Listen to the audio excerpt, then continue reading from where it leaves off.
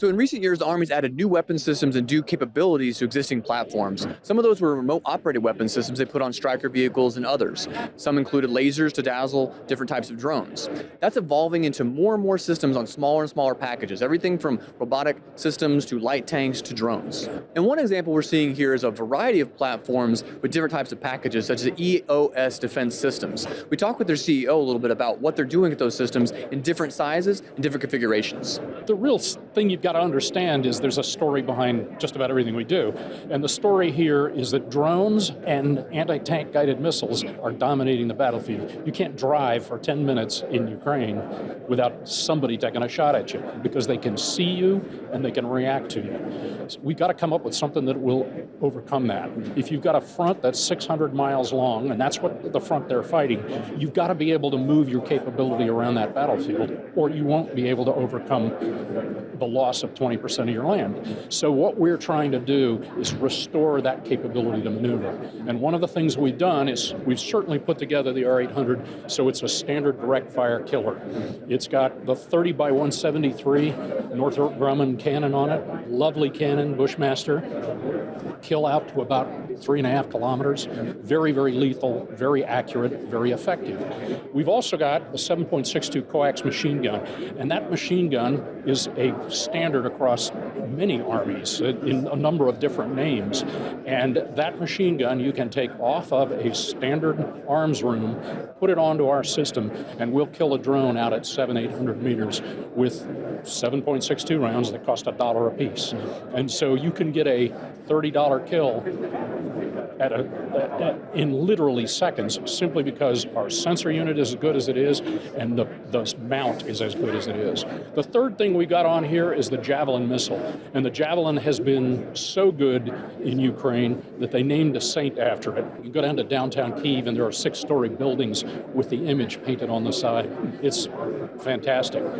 So that missile will kill out to 4 kilometers, and it'll kill just about any armored vehicle on the battlefield. All of that together is a lovely system to counter just about any challenge you've got on the battlefield. But to that, we have added a 1 kilowatt laser. What that gives you the capacity to do is actually two things. Where I said the drone was a challenge, it will blind a drone out at a good distance and make that drone unable to see the target they're trying to affect. So they can't bang into you, they can't call artillery on you, they can't affect you.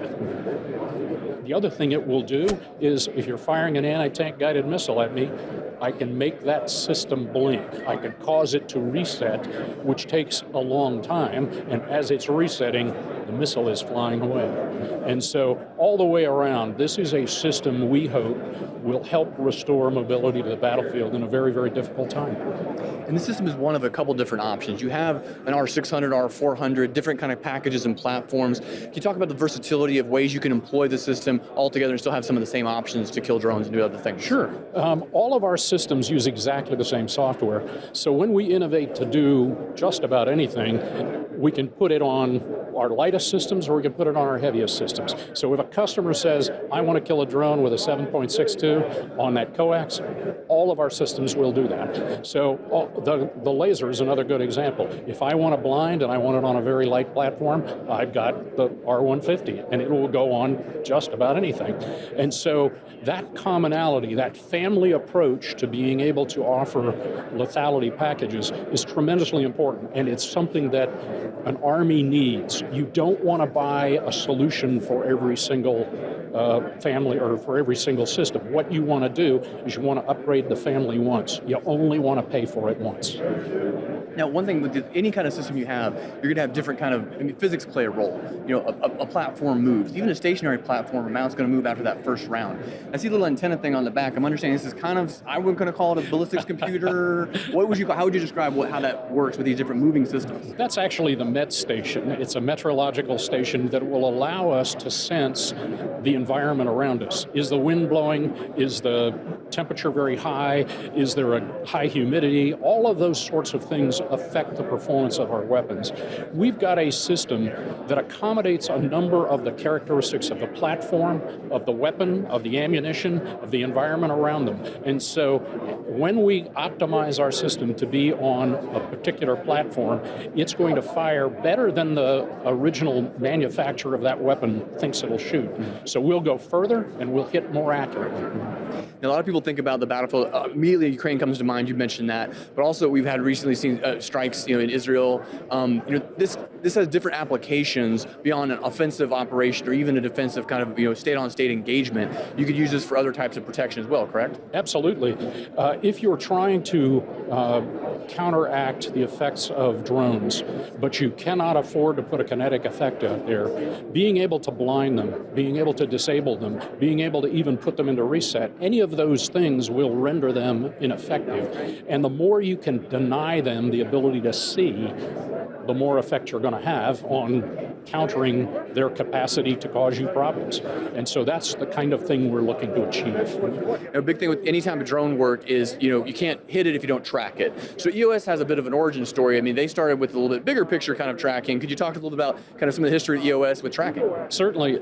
EOS is an Australian company, and they started tracking things in space with lasers. And about 45 years ago, everybody said, no, we're going to radar.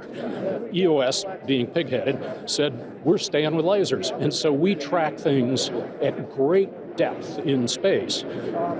We can track a dime at 34,000 kilometers in space. That capacity translates, understanding how to accommodate vibration, understanding how to dampen out weather effects, deal with the environment, that sort of thing. We can handle those. We've been doing it for almost 50 years, and we do it very, very well. We do it very, very accurately. In the beginning of RWSs, most people were shooting very inaccurate weapons, and they were looking for an effect, an area effect, so they wanted to suppress. We're now buying weapons, and we're able to develop weapons that are much, much more accurate. And if you don't have a precise remote weapon station, no matter what you do, no matter how good your weapon is, you're not going to hit the targets you need to hit. We will very often hit targets at twice the range of our competitors, just because we've got so many ways of mitigating error, and we've got so much experience building the necessary software to allow us to accommodate effects in the real world. So last question, but maybe the most important, for the soldiers out there, for a company battalion, brigade, or battery commander, if they had something like this in their inventory, in their arsenal, what does that change for their TTPs, their ways of doing business on the battlefield? It probably affects them in a couple of ways. The first is you get an RWS, you put it on a vehicle, you're going to shoot it 0.1% of the time you own it. The rest of the time you're going to be looking through it as an ISR capability. We have a sensor package that is tremendously capable. It's very, very well integrated, and it gives them the capacity to see an armored vehicle, for an example, at about 12.5 kilometers. You're going to get that early warning that you need. The second thing we're going to deliver is precision. So if I'm in a situation where I positively have to shoot, I don't want to shoot a long time. I don't want to get in this long, I just want to kill what I'm shooting at, and I want to move to my next spot. This will let them do that, and it does it beautifully, and it does it very effectively. So whether I'm trying to kill a UAV or a tank or whatever I'm trying to do, this will do it, and it will do it fast. It'll do it with less ammo, it'll do it with less power, and it'll do it with less time. A fairly prominent version of this packing more weapon systems onto one platform was at the General Dynamics Land Systems booth, which showed its MOOG or Moog system, kind of almost like a light tank with a whole lot of weapon systems and its own drone to launch. And getting more weapons and more capabilities into a platform is not limited to robotic vehicles or crewed tanks or strikers. Even places like Elbit Systems is putting it together on its Sky Striker drone, loading it up with missiles, other capabilities. So that drone can do some of the same things that remote operating weapon systems can do, giving people a chance to see the battlefield and strike where needed. That's just one theme we're seeing emerge here at this year's AUSA show, getting more weapon systems and capabilities on smaller platforms in a variety of ways. This has been Todd South with Army Times reporting from AUSA.